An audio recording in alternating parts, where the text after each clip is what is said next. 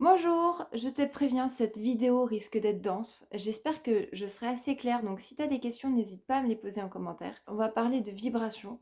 Lorsque on a du mal avec la vibration énergétique d'une personne et quels sont les enseignements, comment agir face à ça, pourquoi on ne le supporte pas, qu'est-ce qui se passe exactement. Je t'explique tout ça juste après le générique.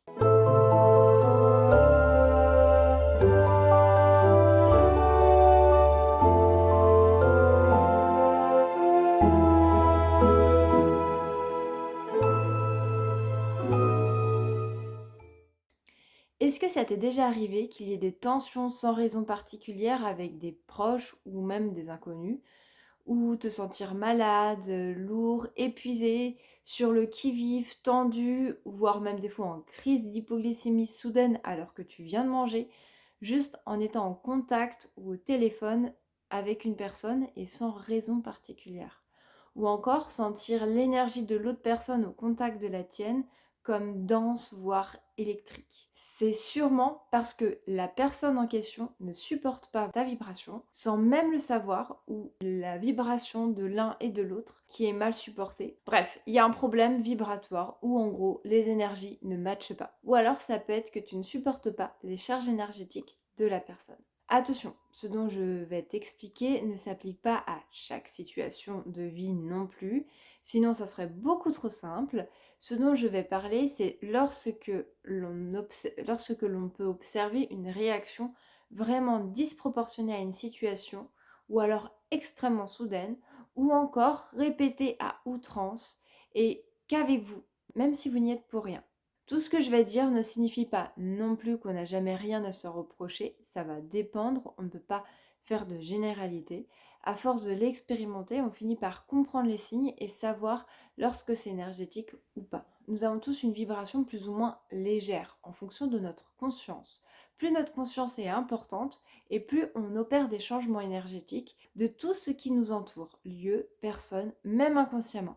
Par exemple, on va nettoyer des lieux, révéler des problématiques existantes sans même nous en rendre compte, pour qu'on y amène un nouvel équilibre. Pour le cas des personnes chargées énergétiquement, pour ceux qui l'ignorent, les charges énergétiques, c'est tout ce qui nous plombe notre énergie. Par exemple, des parasites, des entités, des maléfices, des envoûtements et autres qui se nourrissent de notre énergie ou qui nous poussent à penser et agir de façon négative. Lorsque tu es dans un lieu ou en contact avec une ou plusieurs personnes chargées énergétiquement, on peut être rapidement fatigué, sur les nerfs, épuisé, sur le qui-vive, voire littéralement malade.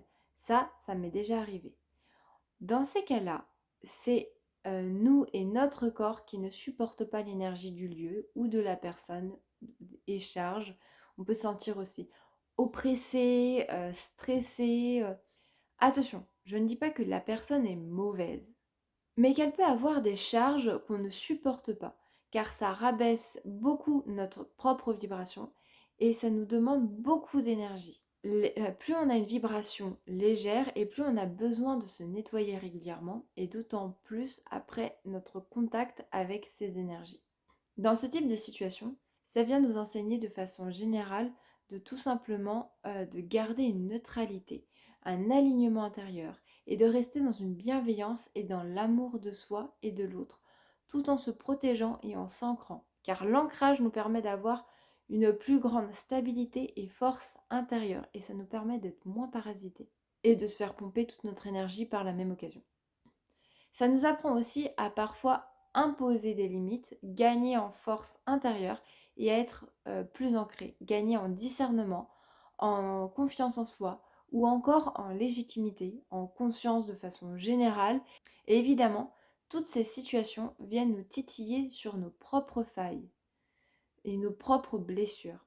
Cela nous permet d'aller les voir et de cheminer plus profondément à travers elles et les enseignements qu'elles ont à nous offrir. C'est aussi des situations qui nous offrent la possibilité d'apprendre, se débrouiller énergétiquement en se nettoyant soi ou le lieu en question, si c'est votre lieu de travail par exemple ou votre lieu de vie. Enfin, à contrario, une personne qui n'a pas conscience de l'énergétique, qui ne va pas assez voir ses blessures, petite parenthèse, je trouve que c'est très important pour tout le monde, moi comprise évidemment, de faire un travail psychologique pour avoir une meilleure stabilité intérieure, un meilleur ancrage, pour gagner en conscience, en discernement, pour mieux se connaître, mieux savoir comment on agit, on réagit, euh, pour tomber moins facilement dans certains pièges.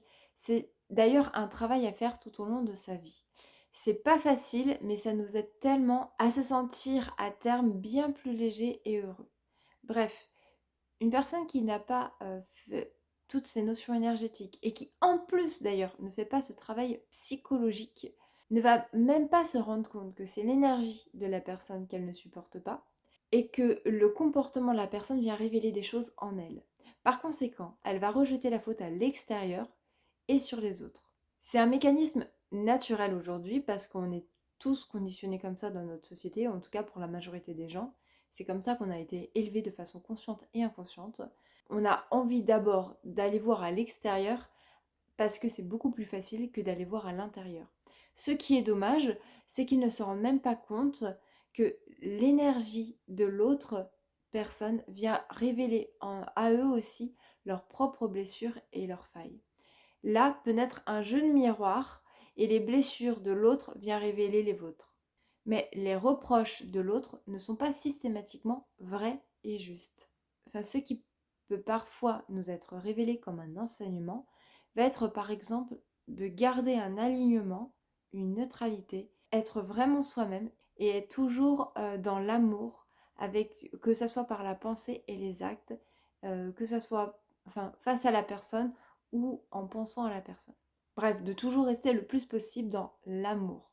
Bref, de rester toujours et le plus possible dans l'amour. Pour mieux vous expliquer de comment on peut être atteint par l'énergie de l'autre, voici un exemple.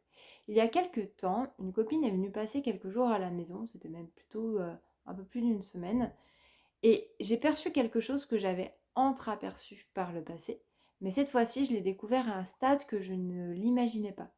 Alors, rassure-toi, il n'y a rien de grave, cette situation a été due à plusieurs facteurs dans la vie privée de cette personne, tels que son vécu, qui engendre son positionnement, des bouleversements intérieurs, le début d'un changement de vie radical, mais aussi des énormes charges, mais aussi des charges énergétiques énormes qui peuvent entrer dans certaines de ces failles et potentiellement aussi modifier son comportement. Après, il y avait quand même une base de son comportement qui était comme ça. Mais ça a peut-être été exacerbé puissance 1000. Notamment aussi parce qu'il y a des blessures psychologiques qui l'invitent à retourner les voir et à les guérir un peu plus en profondeur. Nous vivons tous ces types d'épisodes dans nos vies, c'est tout à fait normal, mais ça montre à quel point plus on a une stabilité intérieure et plus les événements difficiles seront mieux vécus et mieux gérés. Je reviens à mon exemple. J'ai tellement eu de mal avec ces charges que j'en suis littéralement tombée malade. J'avais aussi mes propres failles qui l'ont manifesté de cette manière, que ça soit au niveau de la santé, parce que je suis aussi, je travaille en crèche, donc je suis en contact avec des microbes tout le temps, et donc forcément, vu que c'est ma première année, je peux tomber plus facilement malade aussi, qu'il y avait aussi moi mes causes psychologiques, émotionnelles, etc. Il y a beaucoup de choses qui peuvent aussi se manifester sous forme de maladie. C'est jamais qu'une cause en fait, c'est toujours plein de raisons qui engendrent quelque chose. C'est parce que tout est lié, tout simplement. Pour la petite anecdote, cette copine a reçu un soin énergétique et dès le début de son soin, je suis partie vomir. À ce moment-là, j'ai su que c'était la dernière fois que je vomissais et effectivement, je n'ai pas revomi depuis. Bon, après, j'ai pu retomber malade, mais je parle de cet événement-là. On m'avait pris mon taux vibratoire avant son soin et après son soin, juste avant mon soin, parce qu'on a été ce soir-là plusieurs à avoir un soin énergétique. Et devine quoi, mon taux vibratoire de base avait déjà triplé, juste parce que j'avais vomi et parce qu'elle avait eu son soin énergétique. Puis j'ai eu mon soin et ça a évidemment encore augmenté et le lendemain j'étais totalement guérie. Tout ça pour dire que le vibratoire peut aller très loin et l'anecdote que je te raconte reste très simplette comparée à tout ce qui se passe par l'énergétique. Et il existe des conséquences bien plus impressionnantes que j'ai pu observer. Mais après, c'est la vie privée de d'autres personnes que je ne vais pas étaler en vidéo. Par le passé, je t'avais aussi parlé de dissonance vibratoire dans une vidéo qui porte d'ailleurs ce nom, où je relatais encore une autre possibilité. Alors, je la mets ici et en barre d'infos. En résumé, la dissonance vibratoire, c'est lorsqu'il y a un manque d'harmonie entre les deux vibrations. Dans ce cas présent, je sens fortement comme nos deux vibrations de la personne en question et moi-même se rejetaient l'une l'autre. Et lorsque je cherchais à forcer un contact vibratoire, ça me rendait électrique sans raison particulière. Énergétiquement et au niveau de mon corps, je sentais que je ne le supportais pas. Donc, rappelle-toi, si une vibration est mal supportée, va voir les jeux de miroir sur tes failles et les failles de la personne concernée. Ancre-toi bien, prends du recul émotionnellement, reste le plus neutre possible dans la bienveillance, dans l'amour.